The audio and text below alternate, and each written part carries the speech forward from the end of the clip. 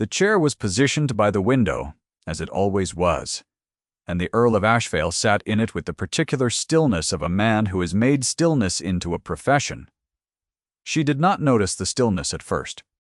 She noticed the kitchen fire, which had gone low again, and the basket of winter vegetables she carried, which had grown heavier with each stair, and the sound of the floor beneath her feet as she crossed through the narrow service corridor toward the East Passage. She noticed these things because they were her business. The Earl of Ashvale was not her business. He was, however, directly in her path. She stopped 3 feet from the wheeled chair and looked up, and he looked back, and the silence between them was not the silence of two people who had not yet spoken. It was the silence of two people, deciding whether to bother. "Cook," said a voice from behind her. It was Mr. Featherstone, the house steward, arriving at her shoulder with his customary expression of pained tolerance. "You were to use the lower passage." "The lower passage is flooded," she said. Again Mr. Featherstone's expression did not change. He turned to the Earl with a small bow. "My lord, I do apologize. She is new." She was not particularly new. She had been at Ashvale Park for 11 weeks. She had a name which was Margot Fenn, but she had ceased expecting Mr. Featherstone to use it. To him she was the cook, a provincial who had arrived from her late father's modest estate in Herefordshire with a small talent and no connections, and the unfortunate habit of looking at people when they spoke. She set her basket down. Her arms ached. The Earl of Ashvale had not looked away. His eyes were gray, the particular gray of iron in winter light, and they were fixed on her face with an attention she had no framework for. He said nothing. He was, by all accounts, a man who said very little. He had come back from the peninsula 3 years ago with a ball lodged near his spine. The surgeons had reported, and he had not walked since. His face was still and angular, and arranged into an expression that communicated exactly nothing. His hands rested on the arms of the chair without tension, without the grip of a man in discomfort, without any of the small physical betrayals one associated with genuine infirmity. She noticed this because she was a person who noticed things. She did not know what to do with the noticing. "My lord," she said, because she had been raised to address people directly, and had not, in 31 years, managed to break the habit. "Good morning," he said after a pause that might have been deliberate. "Good morning, Mr. Gatt." Featherstone made a small, distressed sound. She picked up her basket, nodded once to the Earl, and went around him through the passage, and did not look back. The winter of 1816 was not a season that invited reflection. Ashvale Park sat on the far edge of the Shropshire Hills, in 340 acres of cold and grey, and the household ran on a skeleton staff of 9, of which Margot was one. She had been engaged in October when the previous cook had given notice, and she had been informed by letter of certain conditions, that the household was small, that the master rarely received visitors, that her duties extended beyond the kitchen to the general welfare of the domestic arrangements, and that she was to conduct herself with discretion in regard to the master's condition. She had read this last instruction twice. She had not known at the time what it meant. She had some notion now.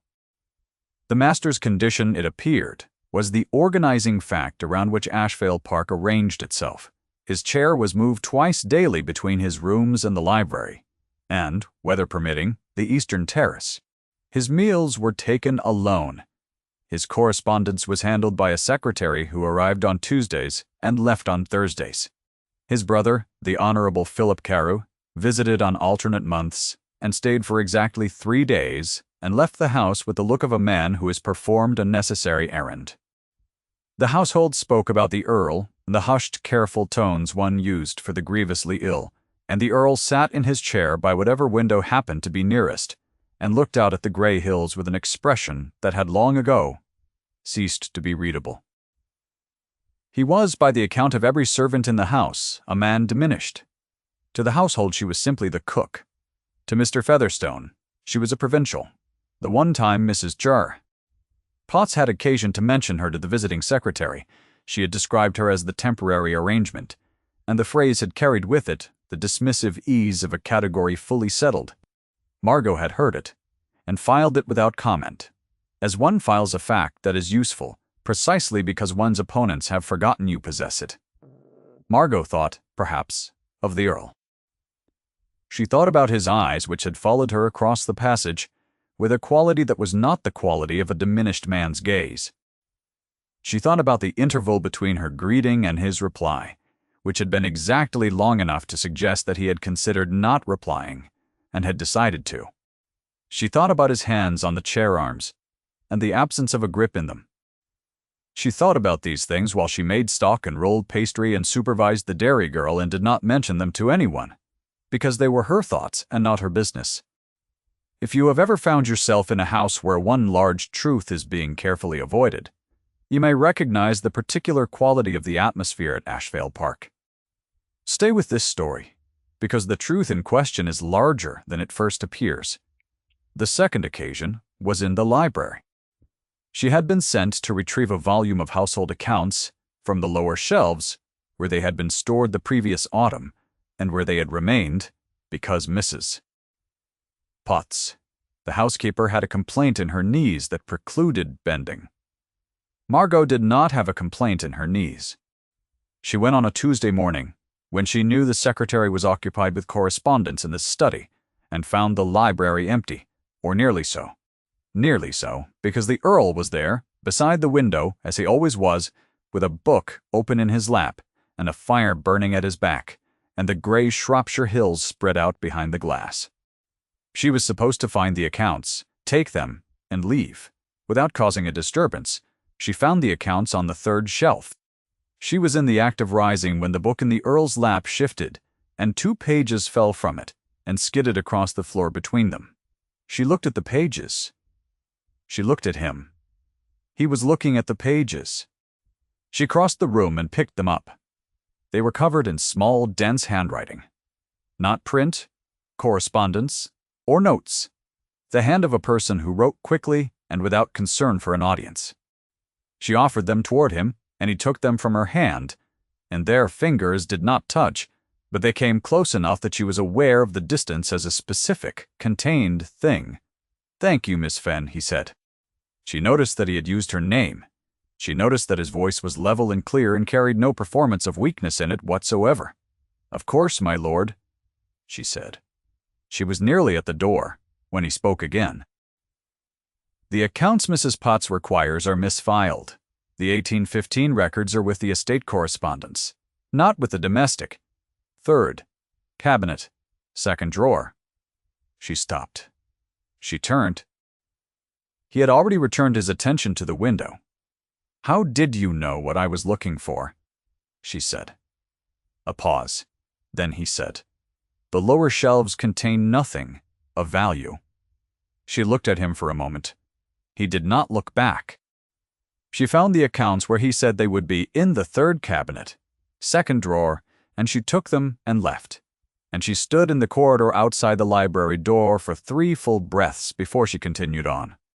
A man who noticed where the household accounts were misfiled was a man who paid attention. A man who paid attention from a chair by a window was not a man whose attention was impaired. She turned this over carefully on her way back to the kitchen, the way one might turn over a stone to examine what lived beneath, and she kept what she found to herself. Her wound, if one were to call it that, was quiet and several years old. Her father had been a clergyman of modest living and considerable learning, and he had educated her beyond her station, and then died 3 years past with debts enough to settle the small house and nothing more. She had arrived at 32 with her father's library in her head, and her father's debts at her back, and the particular competence of a woman who has always had to be competent because no one else was going to manage it. She had no great relations, she had no season behind her.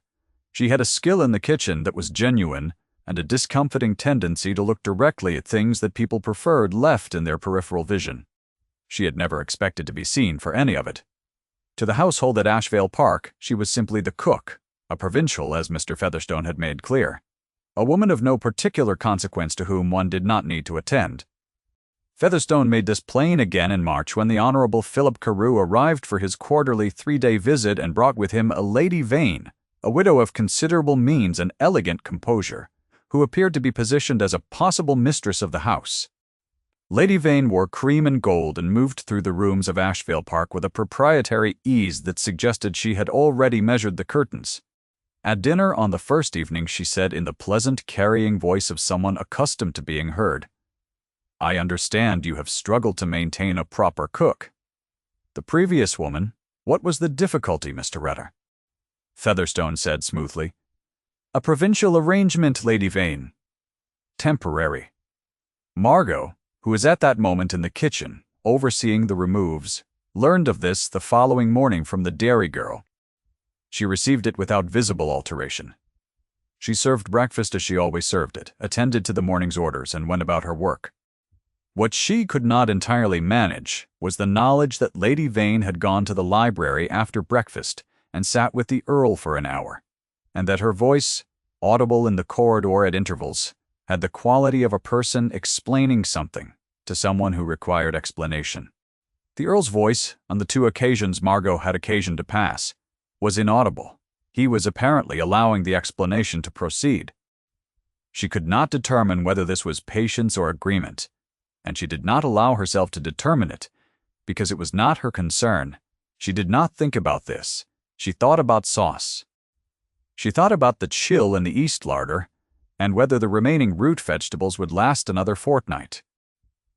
She thought about her father's debts and the £48 she had managed to put by in 11 weeks, and the additional 40 she would need before she could give notice and attempt another position without references good enough to carry her into a better household.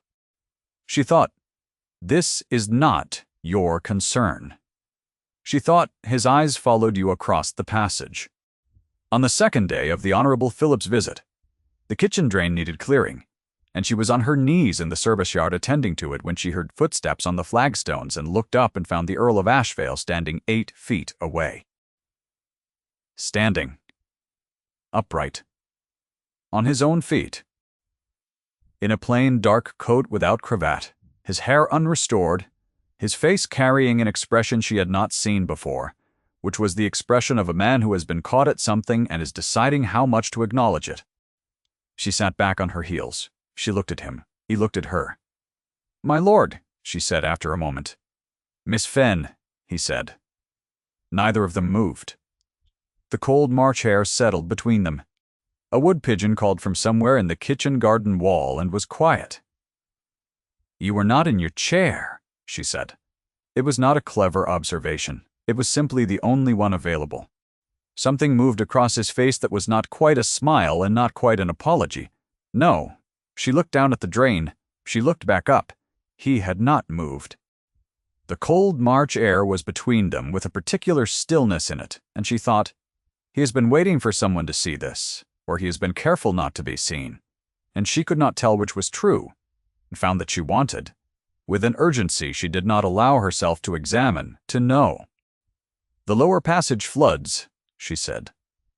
"In wet weather, I can show you the secondary route to the East Terrace, if you prefer not to use the corridor when Mr. Featherstone is about." He was quiet for long enough that she thought he would refuse. Then he said, "Yes." That was how it began. It began with a drain and a flooded passage, and a man who had spent 3 years in a chair he did not require, and a woman who had said nothing aloud but had carried a question like a stone in her coat pocket ever since a Tuesday morning in the library, when a man had known where the household accounts were misfiled without being asked. She showed him the secondary route that afternoon, when the household was occupied with Lady Vane's proposed tour of the West Rooms. She led him along the service corridor to the inner garden gate, and out along the kitchen garden wall to the South Terrace, and he walked without difficulty, without hesitation, with the careful and deliberate gait of a man who has been very still for a long time and is relearning the propriety of motion.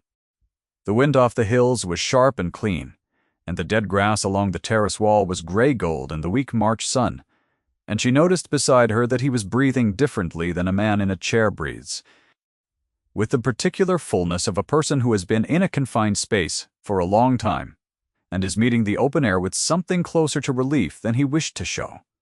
His coat was still without cravat.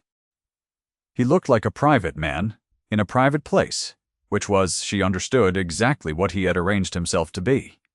"How long," she said, when they reached the end of the kitchen garden wall and the south terrace opened before them. He did not pretend not to understand the question. 2 years, he said. The ball was removed 14 months after the injury.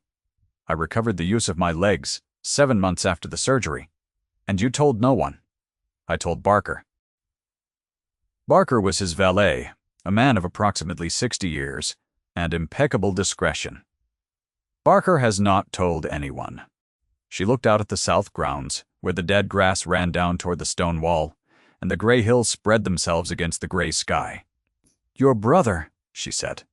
"My brother," said the Earl, "wishes to administer the estate. He has wished this for 3 years. The arrangement has been convenient for both of us and Lady Vane." A pause. "Lady Vane is my brother's idea." She said nothing to this. She did not think it was her place to have a response to it. She was the cook, a provincial, a temporary arrangement, and the Earl of Ashvale was telling her a secret he had held for 2 years, and she could not examine, in this moment, why he had chosen to tell her rather than feel the weight of having been chosen. She said instead, "The drain in the service yard wants properly mortaring. I have mentioned it to Mr. Featherstone 3 times. He turned his head and looked at her profile. She was still watching the hills. She did not know what her face was doing. Her face, she suspected, was doing rather a lot. "I will speak to Featherstone," he said. "Please do not trouble yourself on my account."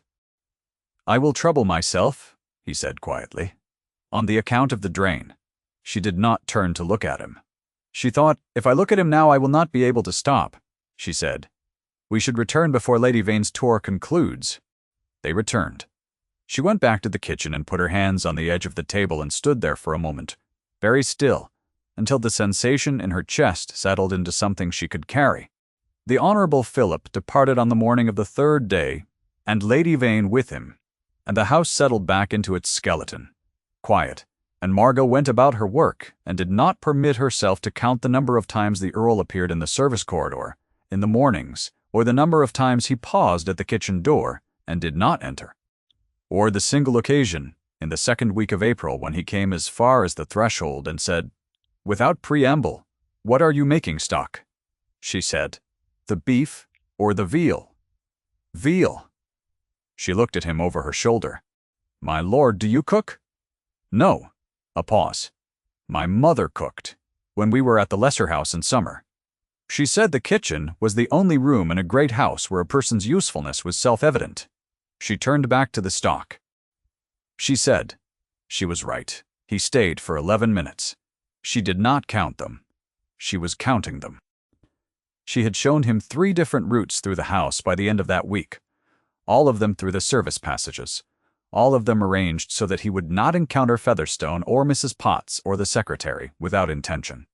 She had done this without being asked. He had not commented on it. They had in this way developed a practical arrangement of the kind that does not require discussion because both parties understand its terms precisely. She found him once, standing in the inner garden before the kitchen plot, looking at the rows of winter kale, with an expression she could not read, except that it was not an expression of looking at kale. It was an expression of looking at something the kale happened to be standing in front of. She came and stood beside him. She said, "Were you a gardener before?" He said, "My wife was." A silence. She said, "I see." He did not say anything else. She did not ask. They stood beside the winter kale for a few minutes, and then she went back to the kitchen and he went back to the house. And the space between those facts was, she thought, exactly the right size. In the 3rd week of April, she received a letter.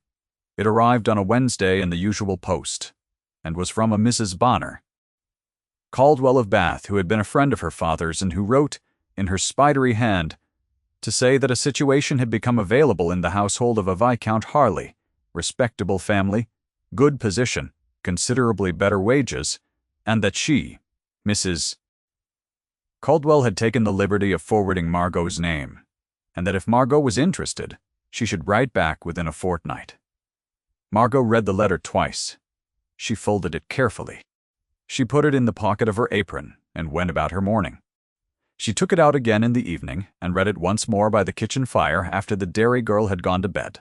And she sat with it for a long time and thought about 48 pounds, and the better position and the way the Earl had stood in the service yard in his coat without cravat, and looked at her as though the fact of her existence was something he had been attempting to account for and had not yet managed to resolve. She thought, this is not a story that ends well for the cook. She had read enough of her father's library to know the shape of things. A woman without connections, and without rank, and without anything the world agreed was worth having, did not expect to be anything other than useful in other people's houses. She had made her peace with this. She had, she told herself, made a very thorough peace with it. She put the letter in her apron pocket and went to bed, and the letter was still there in the morning when she came down to start the fire.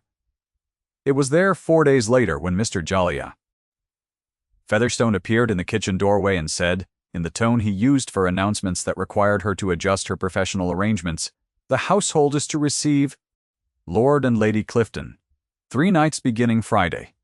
Her ladyship's maid will require accommodation. I trust that will not present a difficulty." She said it would not.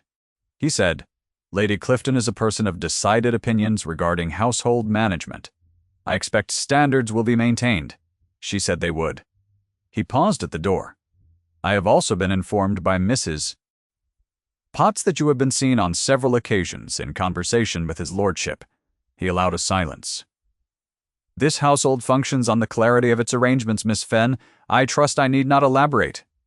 She looked at him. She said, "No, Mr. Featherstone, you need not." He left. She stood at her kitchen table for a moment, with her hands on the edge of it, and thought, there it is, then. She had been, in her life, the daughter of a clergyman, a keeper of accounts, a reader of her father's library, and a cook. She had been called provincial and temporary, and a woman of no particular consequence. And she had, on the whole, not disagreed, because one does not disagree with the machinery of things simply because it processes you without grace. She had learned to find her usefulness self-evident, as the Earl's mother had said, in the room where usefulness was measured plainly. She had also, in the past 8 weeks, conducted 11 conversations of substance through kitchen doors and service yard gates, and secondary terrace routes, and she thought with a precision she did not allow to become sentiment that she would very much miss them. She took the letter from her pocket and set it on the kitchen table. She looked at it, she thought, "Write back within a fortnight." She thought, "The fortnight ends on Thursday." She did not write. Lord and Lady Clifton arrived on Friday, in a considerable carriage, with considerable luggage and considerably more noise than Ashvale Park had heard in some years. Lady Clifton was a broad, energetic woman, with a cheerful directness that Margot found, privately, rather restful. And Lord Clifton was a small grey man who said little, and ate considerably, and appeared to find his wife's energy a source of genuine comfort. They occupied the blue rooms in the east wing, and Lady Clifton's maid occupied the room beside the linen press.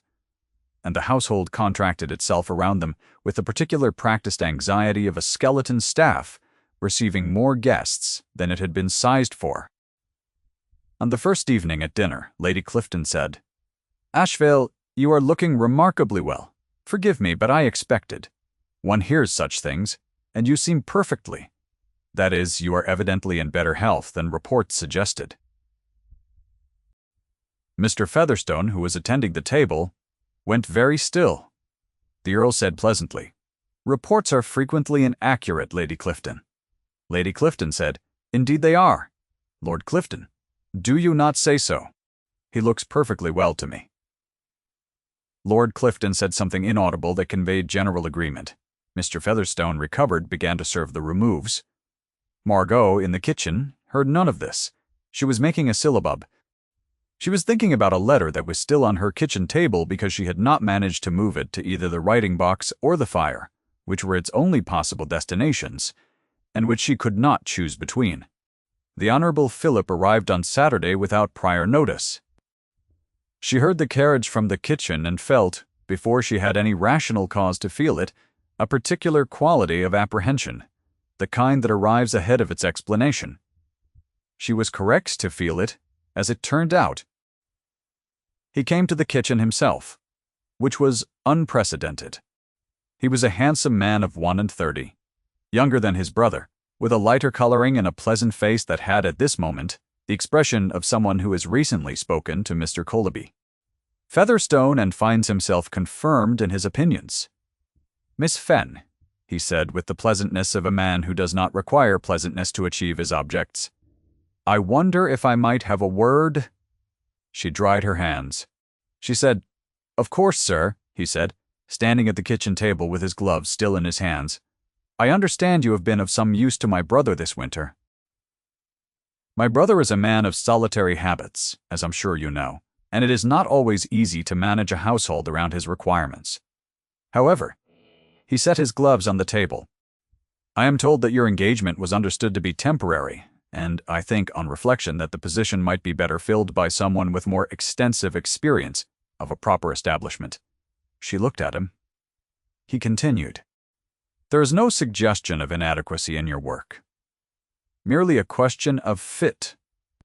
I am prepared to offer a letter of reference that will serve you well in a smaller household, and of course the usual month's notice will apply, though if you prefer to conclude your arrangements sooner, that can also be accommodated." He picked up his gloves. He smiled pleasantly. "I will ask you not to discuss this with my brother before I have had the opportunity to speak with him myself. He can sometimes be sensitive to the management of domestic arrangements." "I'm sure you understand," she said. "Yes, sir," he said. "Good," and left. She stood at her kitchen table for the length of time it took the fire to settle in the grate. She looked at the letter from Mrs. Brate. Caldwell, which was still there, unmoving, precisely where she had left it. She thought about the secondary route to the South Terrace, and 11 conversations through kitchen doors and a man standing in a service yard in a coat without cravat, looking at her as though he had been waiting for someone to look back. She thought, there it is, then. And then she thought, no, not like that. Not managed in a kitchen by a man with pleasant gloves and a prepared speech, while the man who had trusted her with the only truth that mattered sat in his library, not knowing it was happening. She thought about her father, who had believed that the plain truth stated plainly was the only instrument with any durable utility. She thought about the letter on her table. She picked it up. She put it in the fire. She watched it go. Then she untied her apron, folded it, laid it on the table, and went to find the Earl of Ashvale. She found him in the library. He was standing, as she had known he would be, by the window. The grey Shropshire hills were behind him, and the fire was at his back, and he turned when she came in. She said, "Your brother has discharged me." He went very still. Then he said, "Has he? He has asked me not to speak to you about it before he has had the opportunity to manage the matter himself." She stood inside the door. She had perhaps overstepped, but she had stepped. And stepping back was not something she had in her nature when she had decided a thing was true. "I thought you should know." He looked at her for a long moment. His face was doing the thing it did when it contained rather more than he was permitting to show, which she had learned, in 11 weeks, to read, not by what was visible, but by what was being very deliberately held back. He said, "Sit down, Miss Fenn." She said, "I would rather stand. Thank you." A pause. Something shifted in his face. "Very well. I also wish to tell you," she said, because she had come this far and there was no point in stopping before she was finished, "that I have had an offer of a better position, which I have declined, and that I intend to seek another situation from the 1st of May, regardless, and that I have found the arrangement at Ashvale Park to be—" She stopped. He waited. "I have found it," she said more carefully, "to be the most instructive 11 weeks of my adult life. And I am grateful for it." He moved away from the window. He walked toward her slowly, in the plain, deliberate way she had learned to recognize as his actual gait rather than the performance of one, and he stopped, perhaps 4 feet from her. And he looked at her and she looked at him, and the silence was the good kind. "Miss Fenn," he said, and paused. "My Lord Margot," he said. Her name in his mouth was a distinct event. She said nothing. She waited. I have been, he said, in this house, in this chair, managing my affairs from a position of deliberate concealment. For 2 years, I persuaded myself that this was practical, that it prevented my brother's administration of the estate, which would have been a catastrophe for the tenants, that it allowed me to manage my own recovery without the performance of convalescence, which I could not have endured. He stopped. His voice, when he continued, was quieter. These things were true. They were not the only truth. She waited. The other truth, he said, is that I had no particular reason to be otherwise until you walked through the East Passage with a basket of root vegetables and looked at me as though I were simply a person in a room and not a condition to be managed. Her hands, at her sides, were very still. I should like, he said precisely, to discuss this further, if you are willing to stay. She looked at him. She thought about the plain truth, stated plainly, which was her father's instrument and hers, and she thought, here is a moment, and it is mine to take or leave. She said, I should like that very much. That evening, at dinner, the Earl of Ashvale entered the dining room on his own feet. He crossed the hall in the plain, deliberate way and opened the dining room door himself, and walked to the head of the table, and the collective intake of breath from the assembled party was audible in the way that held breath always is, as an absence rather than a sound. It was not, as it turned out, quite the revelation one might have imagined. Lord Clifton said something inaudible but warm. Lady Clifton said, with the cheerful directness of someone who had said so Friday and been proved right, I knew it. I knew it the moment I saw him, Clifton. Do you recall? Lord Clifton recalled, Mr. A. Featherstone stood at the sideboard with an expression that contained, in compressed form, a very large number of emotions, none of which were available for examination. The Honorable Philip sat at the table and said nothing, and his face, for a person paying attention, was the face of a man whose script had ceased to apply and who was beginning to understand that the revision would not be minor.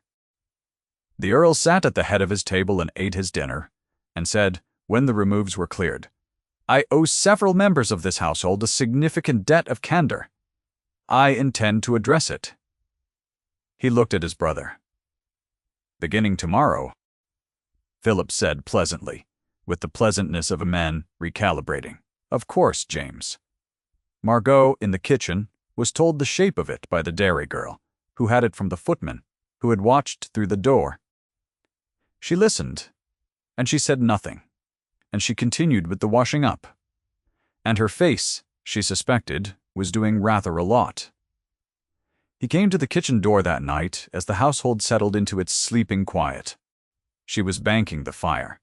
She heard the step in the corridor and knew it before she looked up. Miss Fenn, he said from the doorway. My lord. He looked at the kitchen, and the fire, and her hands on the fire iron.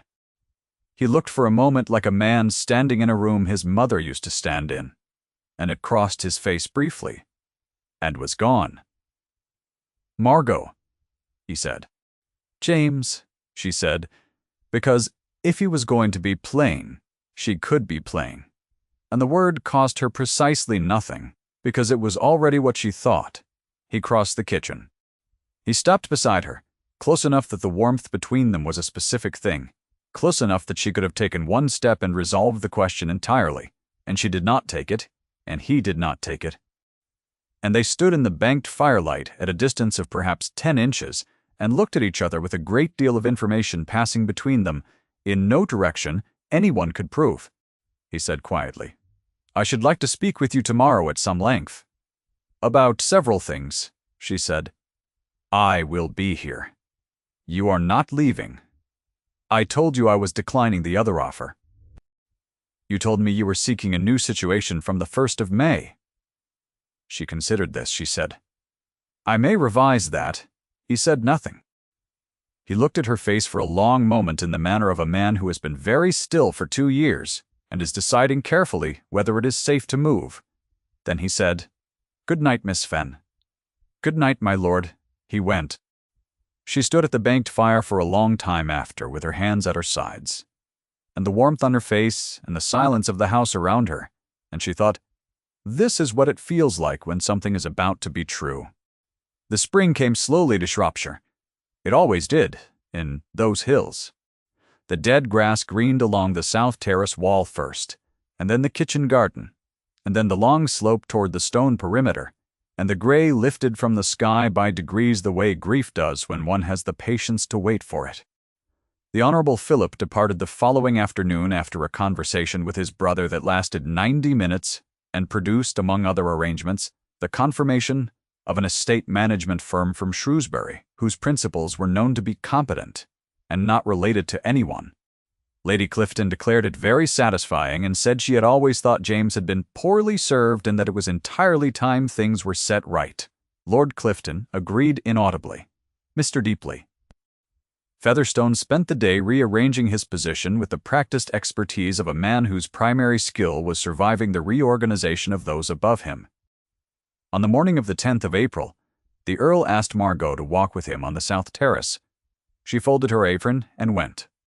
They walked the length of the terrace twice without speaking. In the particular, comfortable silence of two people who have said a great deal to each other over the preceding weeks and find that speech at present would be less than the silence.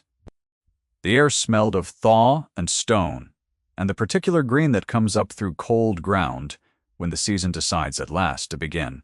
A lark was doing something somewhere above the wall. She was aware of him beside her at a distance of 2 feet. The steadiness of his gait, the way his breathing was the unhurried breathing of a man who has finished concealing things and found the open air a reasonable exchange.